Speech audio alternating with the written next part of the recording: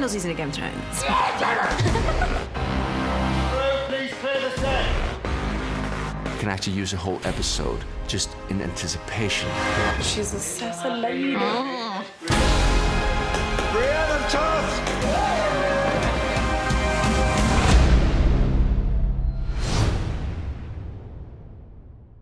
Weed Roll out. alert! Do we do the lines or we just look up? Do we do the lines, right? Here we are? Yes, sir. Okay. Why not, right? Background. Well, here we are. Yes, here we are.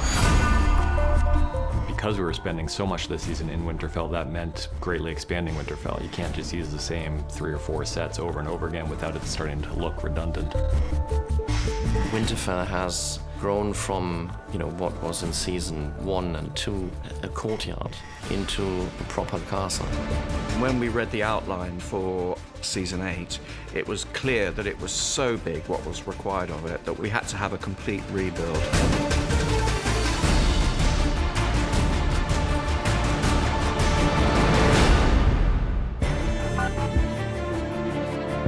What was added for this season was the North Gate and the battlements and the North Courtyard because of the attack was going to come from the north. Right, we are in the new courtyard in Winterfell. The old courtyard ended where this wall was, so it was relatively small. We needed an expansion of the whole castle because we have refugees, we have an additional army that needed feeding. We took the old Winterfell model. I literally took a scalpel and pulled that wall out in foam core, and then it opened up the whole space. And seeing all of the different activities that took place in these castles is really important. Almost the back of house activities in the castle was like, well, how were these people fed? Where did the beer come from? Just come through the North Gate in this area where we have got our soup kitchen.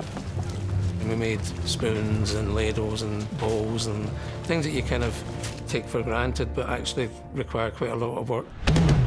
And we have a brewery. We have barrels that are practical and people can be drinking. I do a lot of research in the history of food and what was available and what they would have eaten. The other side, we have our bakery. We would have breads that were made fresh and ones that were treated so that they wouldn't disintegrate after a couple of days. I mean, working on a set that looks good on every angle, that's what gives you the options, You could literally go from one side of Winterfell, upstairs, downstairs, into towers, out of towers, and create these long continual shots. It was very, very exciting. I mean, there's so many layers, levels, which opens up a lot of chances of moving the camera through those after our characters. So what Deb did and her team was to create these incredibly realistic environments. If the actors are in an environment that seems real to them, it's much easier to get a good performance. Go inside and you're completely transported. You have to remind yourself by knocking on the walls, and then you can hear that it's fake.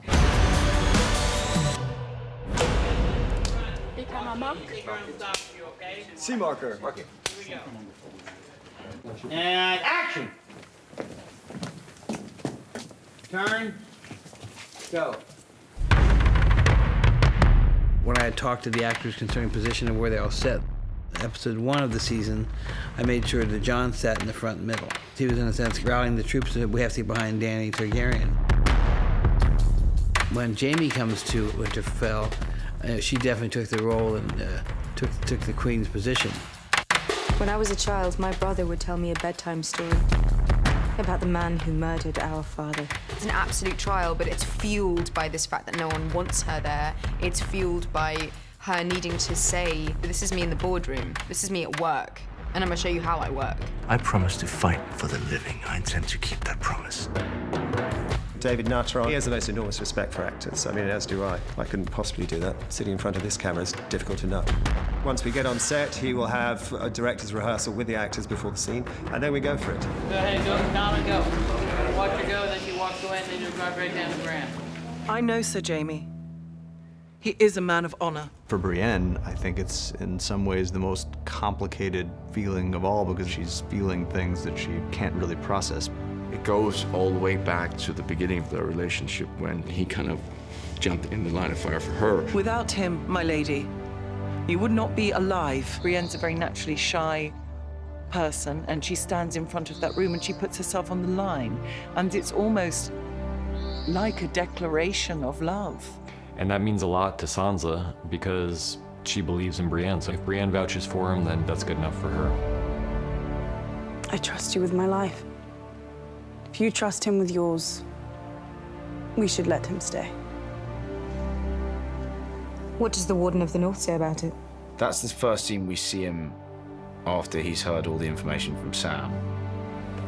We need all the men we can get. And so I think even the fact that Jaime Lannister's here, he's sort of just not really in the room. The moment that Jon found out that he started to cool off with her, that was really the kind of thing in which he was avoiding her.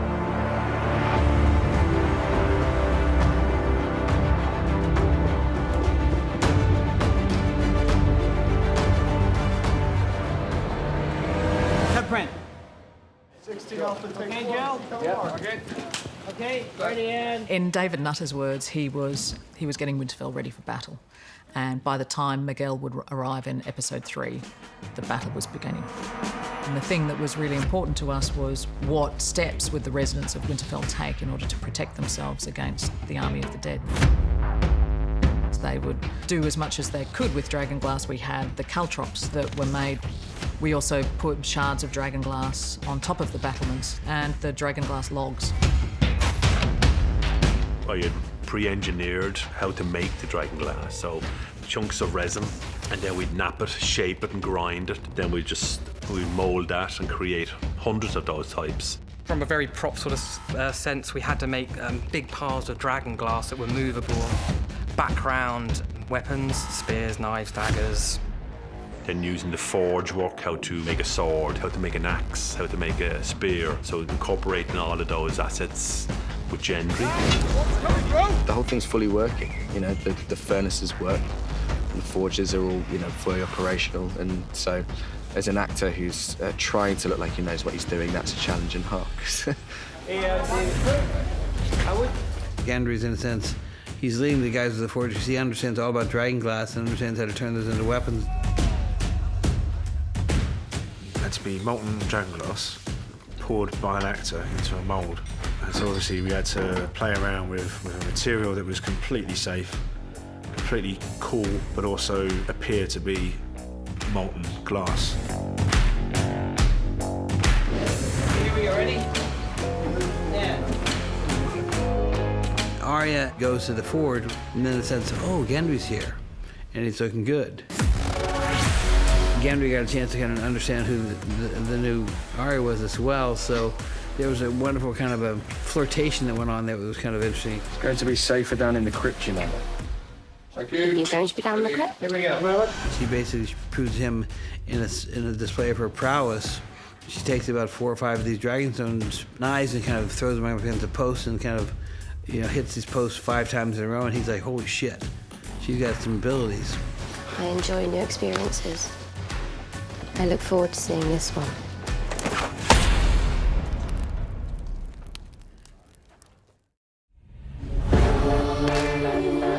The library in Winterfell was something that I was very excited about designing, and it is a beautiful space.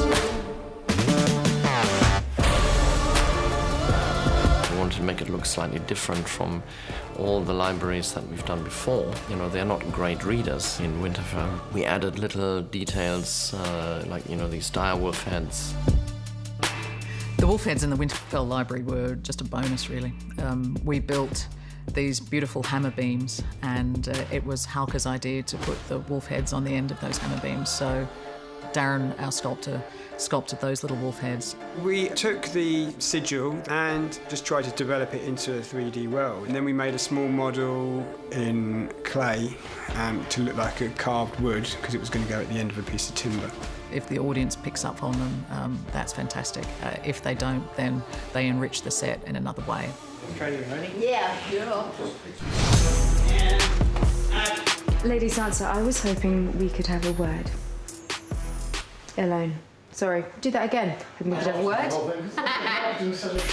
It was actually quite bizarre because I only see Emilia on screen And it's like kind of a fan moment. I mean, I know her in real life, but as Daenerys, I only see her on screen. But it was really, really fun to work with her. I thought you and I were on the verge of agreement before. It was a lioness versus lioness. Verbally, you've got this sparring match happening. He never should have trusted Cersei. You never should have either. Like, oh, that slap hurt. I'ma take it. Not gonna slap you back. Families are complicated. Oh, certainly have been. You're driving in, you have to sit first, but as you're sitting, you could indicate, like... Yeah. She comes to Sansa, yeah, with a bit of an olive branch, trying to find a way inside that kind of cool exterior that Sansa presents. I'm here because I love your brother. But she's just forgetting the critical matter, which is Sansa thinks of the North in every way that Dany thinks of Westeros. The North is hers, it's the Starks, it's theirs. It was taken from us, and we took it back. We said we never bow to anyone else again. What about the North? And cut. Just fancy your brother loads. He's really fun. Really sexy. And we are cutting. You remember it right.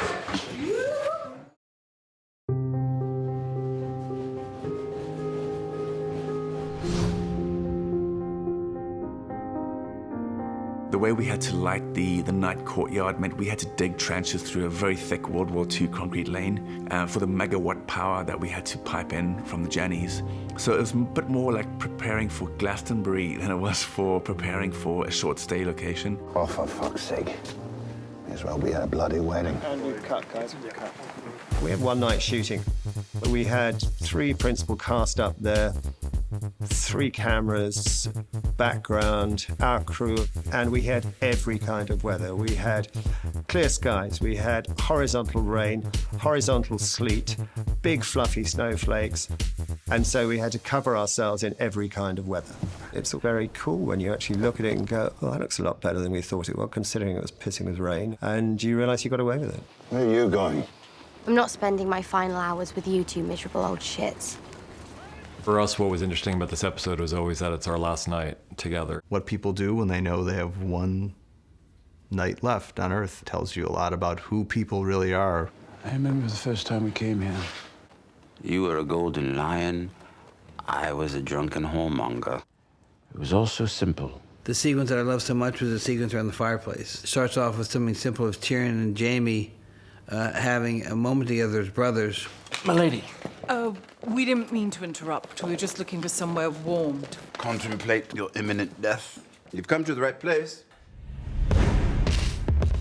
We have all invested so many years in these characters that, yes, we can actually use a whole episode just in anticipation of what's gonna happen.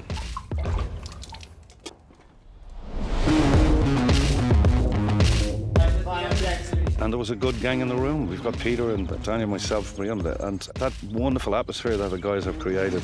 Figured I could wait to die freezing my balls off out there, or wait to die nice and warm in here. For Tormund, the best thing to do is to drink and to try to enjoy life. And of course, life is love, and love is Brienne. So he's just hanging around, trying to show her why he's the best guy ever. They call me Giantsbane. Want to know why? I've now watched it probably 300 times, but I still always laugh when Tormund starts telling his backstory. That's how I got so strong. Giant's milk. Partly in the way that Kristoff portrays Tormund, and partly in the reactions of the other characters listening to him. Part just in the way that Tormund chugs the goat's milk there. It's really pretty incredible. And he was really chugging milk. Maybe we'll have that drink.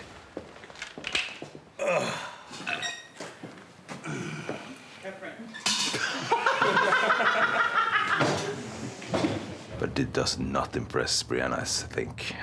But, you know, he does his best. You're not a knight, Tormund. You're not the knight? Yeah, we'll put it up there. Okay. Put fuck tradition a little closer together, tighter. And action. You're not the knight? Women can't be knights. Why not? Tradition. Fuck tradition.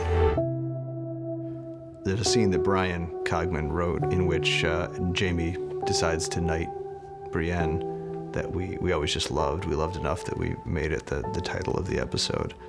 I don't care about that, and I will continue to live my life in the best way possible. And you will probably never acknowledge it, but that's not what my life is about. I'm no king, but if I were, I'd knight you 10 times over. He may not have been meaning, I'll make you a knight 10 times over, but it was wonderful how he kind of said the line. You don't need a king. He goes, well, hang on a second, I can do this. Any knight can make another knight. There are no rules against it, it's just weird tradition. I'll prove it. It's a kind of validation, a general kind of validation she's wanted her whole life. Kneel. One of my favorite little moments there is the look that Pod gives her when she tries to pretend to everybody like she doesn't want to be a knight, when Pod knows that that's what she wants more than any single other thing in the world. Do you want to be a knight or not? Kneel. And even though she denies it, you know, Brienne has been more knightly than any of the knights I think we've seen. And the fact that she hadn't been just because of her gender is totally unfair. As humans, like to feel accepted. And the idea of those sorts of stereotypes being pulled apart is incredibly important. In the name of the warrior, I charge you to be brave. When we were on his coverage, he kind of zoned out for a moment. And what I mean by that is he was so into the character, he wasn't self-editing, or he wasn't aware of what he did, and he goes, I hope that was good because I don't know what happened. Then is when I know an actor's got it. Arise, Brienne of Tarth, a knight of the Seven Kingdoms.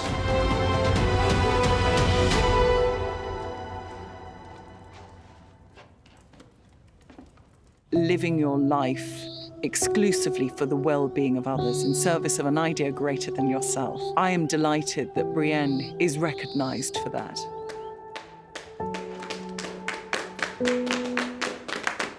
Sir Brienne of Tarth, Knight of the Seven Kingdoms. She deserved it. She really deserved it. A bit problem that it came from Jamie, though. But we'll see. How about a song? One of you must know one. I thought, could someone sing? Would Tormund sing? And then Dave Hill mentioned to me that Daniel Portman has a great voice. We haven't had an original in a while, so this felt like the place for it, and Daniel felt like the singer. Yeah, I was drinking a lot of herbal teas and honey and things like that to make sure, because it's very high. I don't usually sing as high as that. The person we hadn't seen for a few beats was Pod, so on Tyrion's close-up, profile close-up, Pod enters frame as Sam kind of finds him, and he starts to sing. Mark it. High in the halls of the kings who are gone, Jenny would dance with her ghost. What's cool is I wanted to shoot it, as a continuous shot. It was great because he kept in tune and rhythm for a long time. The ones she had lost and the ones she had found.